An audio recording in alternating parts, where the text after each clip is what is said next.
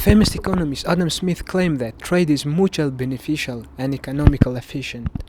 Trade makes countries better off. Thus, the goal of this research is to show how international trade made China to be better off. And was Adam Smith right? According to National Bureau of Statistics, China is the second most powerful economy in the world after US. Since 2006 to 2016, China's gross domestic product has been rising by 25%, export rise by 40.8%, import rise by 35.7%, and the rate of unemployment fall by 1.39%. These data show the impact of China's rapid economic growth from international trade. Look at the utilities you have, the products that you use, and at your surrounding, and you definitely find that lots of products are made in China. China trades with lots of countries. The picture depicts top countries with which China trade. The biggest consumers of Chinese goods and services are Americans. The main reason why China products are everywhere is because China advances in technology, minimum cost of production, good institution, wise government, labor productivity, high saving rates, fertile land, huge factory and transportation. First of all, international trade allows Chinese people to specialize in the domain of technology, agriculture, manufacture, machinery, accessories and electronics, which made them to be very competitive and productive. Manufacturing is the largest and most diverse sector in China. China manufactures iron, steel, aluminium, cement, chemicals, cars, electronics, aircraft, and others. The biggest Chinese manufacturing companies with highest revenue are Shaoguan Corporation, Aluminium Corporation of China, Sinochem, and SAIC Motor.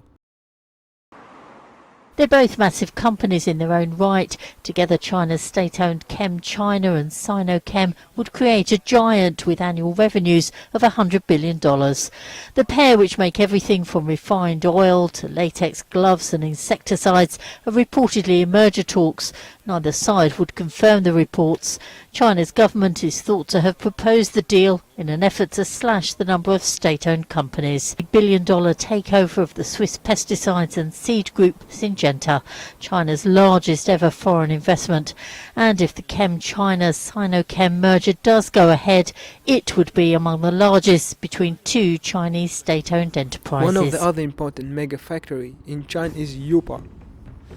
What's it like to live where you work? For most of us, that's unthinkable. But imagine living and working at one of the biggest factories in the world. A workplace the size of Monaco. For these 17,000 employees, it's reality. They come from all over China, seeking a brighter future at this factory called Youpa.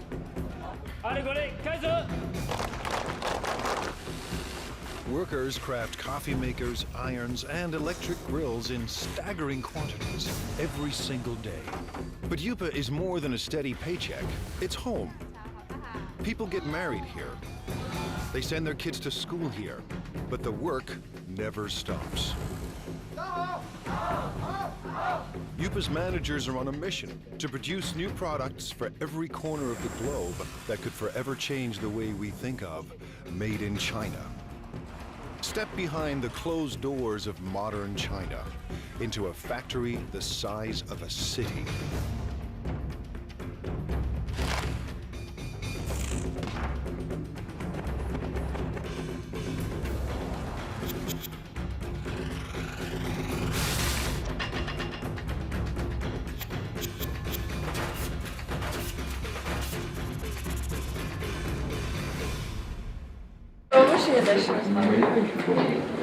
Well, basically, Chinese produce goods at minimum cost of production. This means that Chinese produce goods that are cheapest. The reason for minimum cost of production is Chinese government and institution.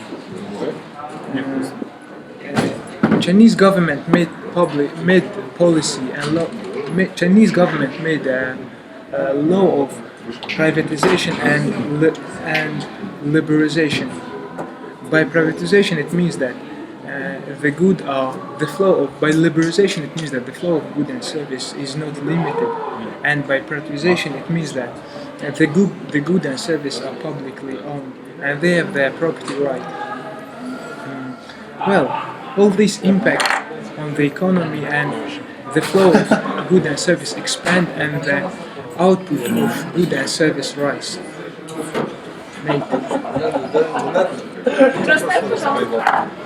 Institutions play also one of the main roles in the growth of economy of China. Two of the main institutions are the Chinese decentralized authority regime and the other was the Chinese Community Party. The institution allowed the market structure to be changed. They changed the common market to free market trade, and this had significantly impact on the economy growth.